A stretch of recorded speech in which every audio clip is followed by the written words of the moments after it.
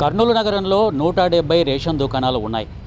వాటి నిర్వహణ ఏ విధంగా ఉంది, తర్వాత వాటి సరుకుల పంపిణీ ఏ విధంగా కొనసాగుతుంది, అందులో ఉండే మతలబులు ఏంటి, అందులో ఎటువంటి ప్రాబ్లమ్స్ ఏమైనా ఉన్నాయా, సో వాటి గురించి మనం తెలుసుకోవడానికి మనం ఈరోజు అసిస్టెంట్ సప్లై ఆఫీసర్ వెంకటరాజు గారు మనతో ఉన్నారు.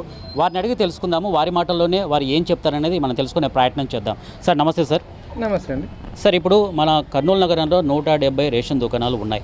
ఈ రేషన్ దుకాణానికి సంబంధించి వాటి నిర్వహణలో ఎటువంటి ప్రాబ్లమ్స్ అయినా చూసారా, లేకపోతే అక్కడ పంపిణీ చేస్తున్నటువంటి సరుకుల గురించి వాటి నిర్వహణ గురించి మీరు మాట్లాడే అవకాశం ఏముంది?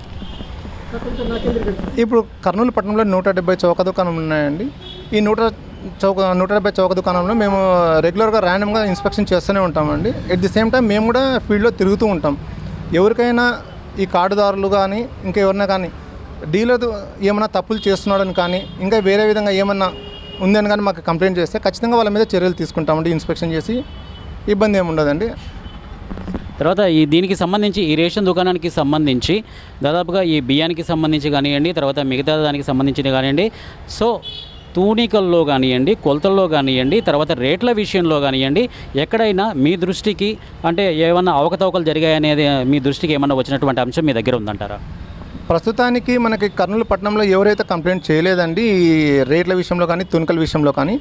ఇప్పుడు మనకి రేట్ల విషయంలో వచ్చేసి మనకు చక్కెర అర్ధ కేజీ 17 రూపాయల చొప్పున, ప్లస్ ఈ నెల నుంచి గోధుమ పిండి వచ్చిందండి. గోధుమ పిండి ఒక కేజీకి 20 రూపాయల చొప్పున ఇవ్వాలండి. మిగతా సరుకులు అనగా బియ్యము అండ్ రాగులు, జొన్నలు ఫ్రీ ఆఫ్ కాస్ట్లో కార్డుదానికి ఇస్తారండి. ఇంతకు మించి ఎవరైనా డబ్బులు ఎక్కువగా ఇచ్చినట్లయితే అది తప్పండి. ఎవరైనా డీలర్ వసూలు చేసినట్టుగానే ఏమైనా మాకు కంప్లైంట్ వస్తే వాళ్ళ మీద తగు చర్యలు తీసుకుంటామండి. ఓకే, ఇప్పుడు మా ఒంటివి దృష్టికి కొన్ని మేము సర్వే చేసామండి. ఈరోజు దాదాపుగా కర్నూలు నగరానికి సంబంధించి చాలా రేషన్ షాప్స్ మేము సర్వే చేసాము. ఇప్పుడు అక్కడికి వెళ్ళి వస్తున్నటువంటి పరిస్థితి ఇది. సో అక్కడ కొంతమంది కార్డు హోల్డర్స్ ఎవరైతే ఉన్నారో, కొంతమంది ఈ తూనికల్లో కానీ దీనిలో కానీ చాలా ప్రాబ్లమ్స్ మేము ఫేస్ చేయాల్సి వస్తుంది. అలాగే ఈ చక్కెర దాదాపుగా 17 రూపాయలు హాఫ్ కేజీ ప్యాకెట్ అయితే 20 రూపాయలు అని చెప్పేసి అమ్ముతున్నటువంటి వైనం మాకు ఇక్కడ కనపడుతుందని చెప్పేసి కూడా కొంతమంది కార్డు హోల్డర్స్ మాకు చెప్పాల్సింది అంటే మా దృష్టికి తీసుకొచ్చారు వాళ్ళు. సో దీనిపైన మీరేం మాట్లాడతారు? ఇట్లా స్పెసిఫిక్గా ఎవరైనా డీలర్ తూనికల్లో తక్కువ వచ్చింది, కొలతల్లో తక్కువ వచ్చింది మాకు, అలాగే డబ్బులు ఎక్కువ తీసుకుంటున్నారని కానీ ఎవరైనా చిన్న ఫోన్ చేసినా చాలండి మాకు. మేము వెళ్ళి వాళ్ళ మీద కార్డుదాని స్టేట్మెంట్ తీసుకుని అతని మీద తగు చర్యల కోసం 5 గంటలకు పంపిస్తామండి. తూనికల కొలతలు అయితే మేము దీంట్లో తూనికల కొలత డిపార్ట్మెంట్ వాళ్ళని కూడా దీంట్లో మేము ఇన్వాల్వ్ చేస్తామండి. చేసి ఒకవేళ వాళ్ళు ఏమైనా ట్యాంపరింగ్ చేసి ఉంటే, ఏదంటే కానీ మనకి వెయింగ్ మిషన్ ఏదైనా ట్యాంపరింగ్ చేసి ఉంటే కూడా వాళ్ళు కనుక్కుంటారు. కాబట్టి వాళ్ళని కూడా ఇన్వాల్వ్ చేసి మేము అందరం కలిసే వెళ్తామండి. వెళ్ళి వాళ్ళ మీద చర్యలు తీసుకుంటామండి. ఇబ్బంది లేకుండా మాకు చిన్న కంప్లైంట్ వస్తే చాలు మేము వెళ్తామండి.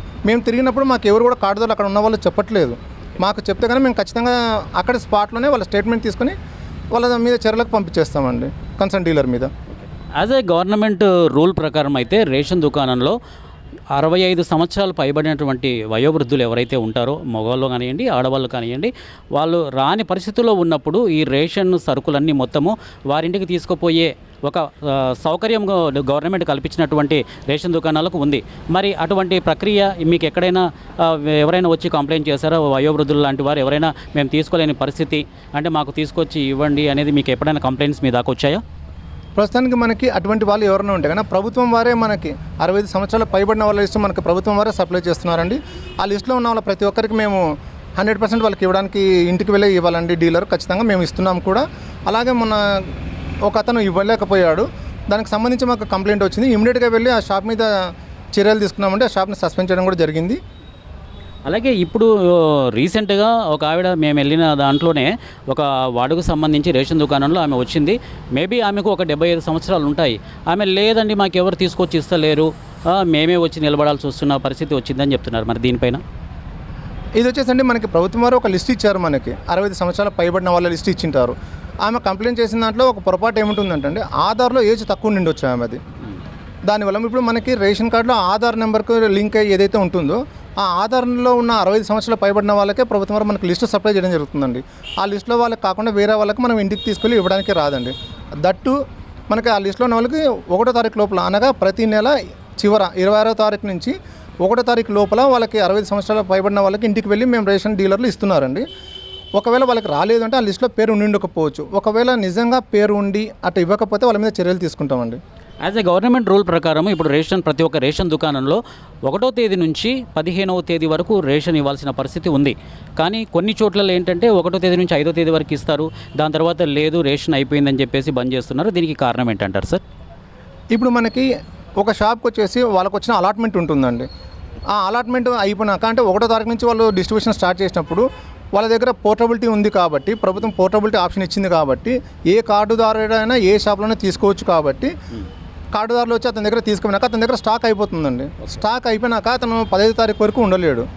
సో 1వ తారీఖు నుంచి స్టార్ట్ చేసినాక అతనికి 4 రోజులకు అయిపోవచ్చు, 5 రోజులకు అయిపోవచ్చు. ఒకవేళ స్టాక్ ఉండి అతని షాప్ తెరచకపోతే ప్రభుత్వ నిబంధనల ప్రకారం అతని మీద చర్యలు తీసుకోవచ్చు అండి.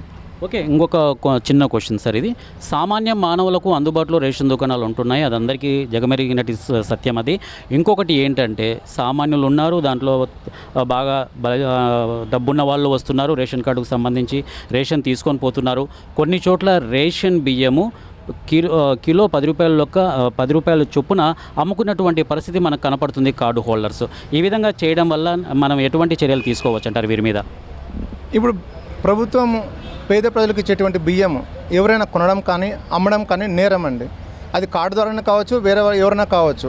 కార్డుదారుడు అమ్మకూడదు, అదేవిధంగా వేరే వ్యక్తి కొనకూడదు ప్రభుత్వం ఇచ్చిన బియ్యంను. సో అటువంటివి ఏమైనా కంప్లైంట్లు ఉంటాయి కానీ ఎక్కడైనా ఏదైనా జరుగుతుంటే మా దృష్టికి తీసుకొస్తే వాళ్ళ మీద క్రిమినల్ కేసు పెట్టవచ్చు అండి. ఇంకా నెక్స్ట్ ఇంకొక అలిగేషన్ ఏంటంటే సార్, ఈ రేషన్ దుకాణాల మీద బియ్యం తీసుకోవడానికి వస్తారు, అక్కడ బియ్యం అయిపోయి ఉంటాయి, కార్డు హోల్డర్కి 10 రూపాయల కేజీ చొప్పున రేషన్ దుకాణానికి సంబంధించినటువంటి డీలర్తోనే డబ్బులు తీసుకున్నటువంటి వైనం కొన్ని చోట్ల మనకు కనపడింది. దీనిపైన మీరేం మాట్లాడతారు? ఏదైనా సరే అండి, ఇప్పుడు బియ్యం అయిపోయినాయి అంటే అతనికి డబ్బులు తీసుకొని తంబు వేయడానికి కాదండి. ఎందుకంటే అతనికి రావాల్సిన కోటా, డీలర్కి ఏదైతే కోటా ఉంటుందో ఆ కోటా దాటిన తర్వాత కార్డుదారు వెళ్ళి తంబు వేసినా కూడా ఉండదు, అతని దగ్గర స్టాక్ ఉండదు కాబట్టి డబ్బులు ఇచ్చే ప్రసక్తే ఎక్కడ ఉండదండి. ఒకవేళ అటువంటిది ఏదైనా ఉంటే మా దృష్టికి తీసుకొస్తే మేము ఇమీడియట్గా తగు యాక్షన్ తీసుకుంటామండి. Thank you sir, thank you so much. Okay, thank you. So ఇది అండి, చూశారు కదా 170 చౌక దుకాణాలకు సంబంధించినటువంటి రేషన్ పంపిణీ కార్యక్రమము ఏ విధంగా జరుగుతుంది, 1వ తేదీ నుంచి 15వ తారీఖు దాకా జరుగుతుంది లేదా అనేది మన అసిస్టెంట్ మన ఏఎస్ఓ గారు వెంకటపతిరాజు గారు చాలా చక్కగా వివరించారు. దీంట్లో ఉన్నటువంటి చాలా కష్ట నష్టాలు కూడా ఇక్కడ రేషన్ దుకాణానికి సంబంధించి రేషన్ ఏ విధంగా సప్లై అయ్యింది, అవ్వబోతుంది, తర్వాత ఏ విధంగా దాంట్లో ఉన్నటువంటి నష్టాలు కష్టాలన్నీ చాలా చక్కగా వివరించారు. 1TV person విజయ్తో anchor Arjun.